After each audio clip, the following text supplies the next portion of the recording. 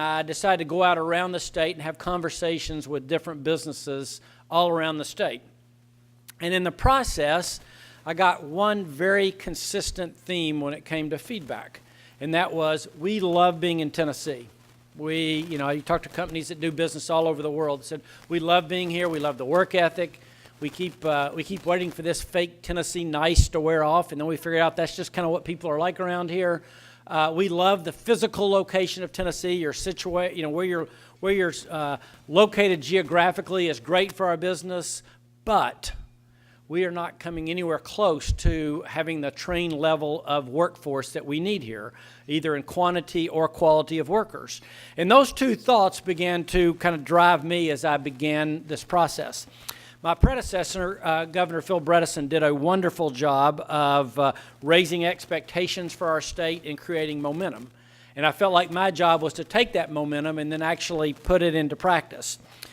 One of the issues has become the different expectations and the need around education beyond high school in the country today.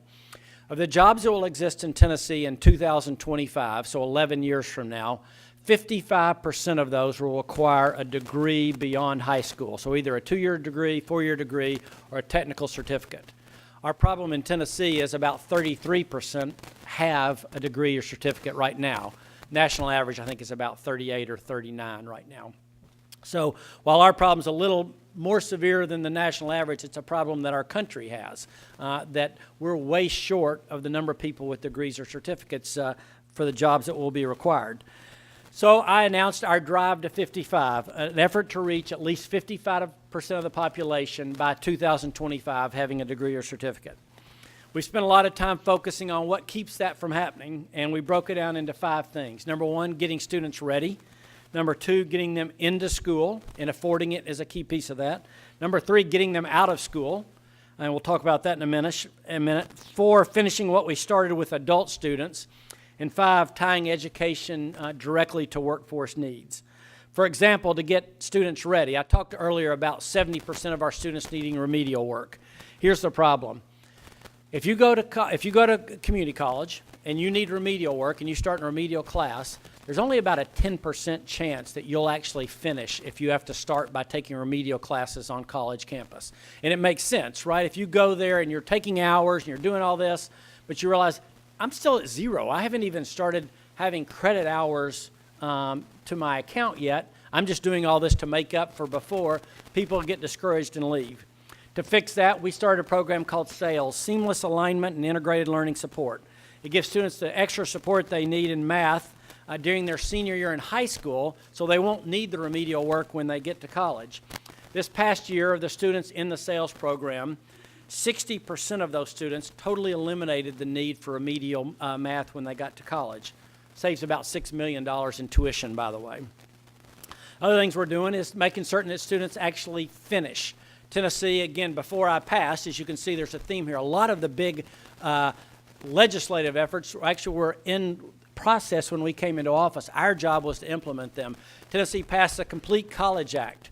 What that was about was saying the state was going to fund schools based not on how many enrolled, but on how many actually completed. And it totally changed the mindset of higher ed in the state of Tennessee. Campuses began to think about everything from their administrative structure to their capital allocation in terms of, is this going to help a bigger percentage of our students complete? Because that's how we get funded. We started something called, at one of our schools, called the Degree Compass program. It works the same way that Pandora does if you use Pandora on your, if you use Pandora at home for music, or Netflix does if you rent movies. It takes everything we know about that student and then helps predict where they will be successful and what area they might most enjoy about studying. When we do that, we find again that our completion percentage goes way up. And in Tennessee, we learned that we have about 1 million Tennesseans. There's just 6.5 million Tennesseans. 950,000 of those have some college credit, but no degree. There's no way we get to 55% of our students with a degree if we don't go back to some of those adults who have some college credit, but not a degree.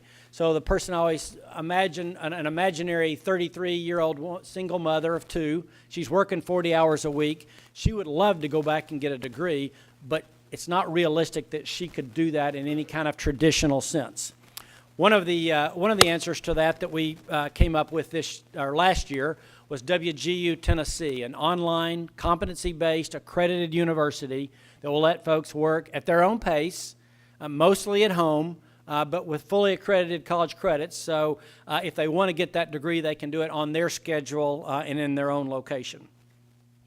To tie education directly to workforce needs, we've worked really hard at listening to what our employers are telling us they need and then funding capital accordingly.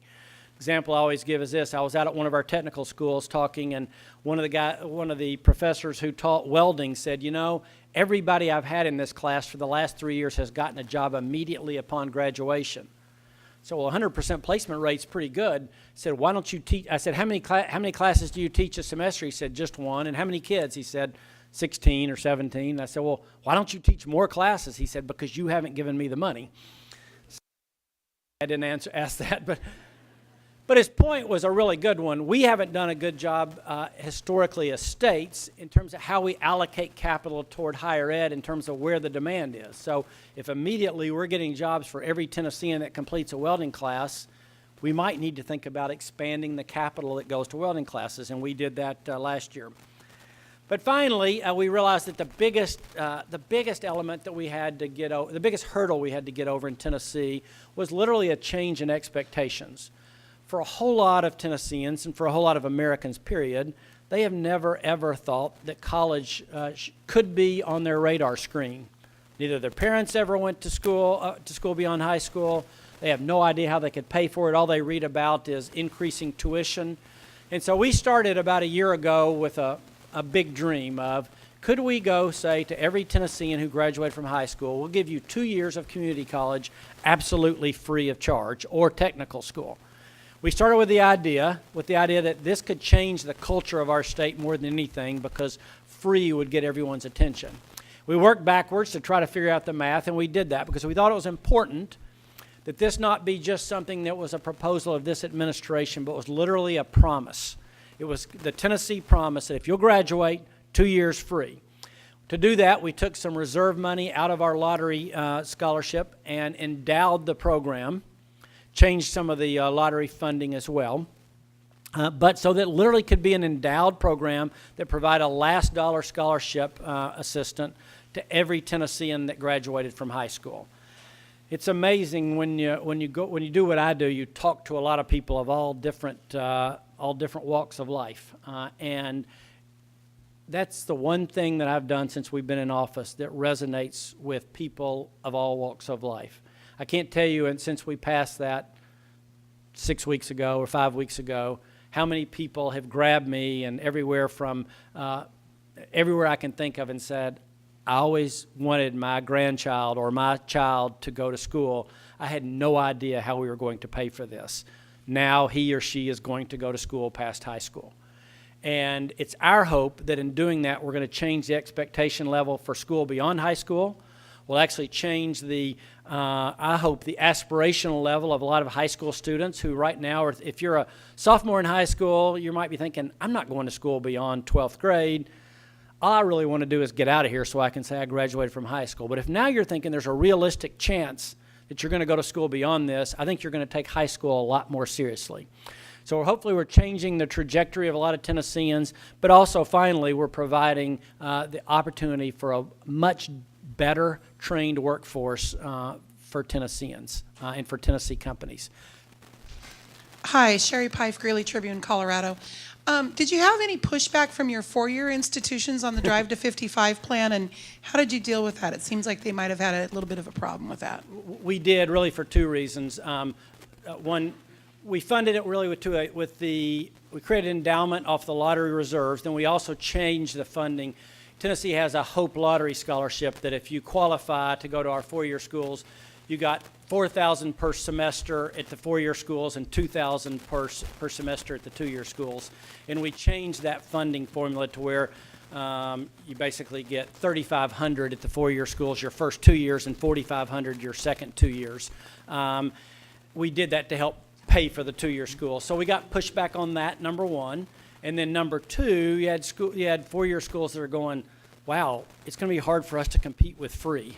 And so there was a high degree of anxiety about that. And by the way, maybe as much from our independent colleges as from our public schools around the four-year schools around the state. We dealt with that by, like I said, we negotiated a little bit of a change in the lottery funding. Initially, we were going to be $3,000 for the first 2 years and $5,000 the second 2 years. So we tweaked the formula back a little bit there, number one. Number two, my argument to the four-year schools would be, it's our goal to be increasing the pipeline, the funnel that comes into you, so that maybe you're going to have to compete harder for freshmen and sophomore, but hopefully you're going to have more juniors and seniors handed to you. I'd say, just to be candid, the four-year schools thought the Tennessee Promise was a great idea, but received it with a mixture of enthusiasm.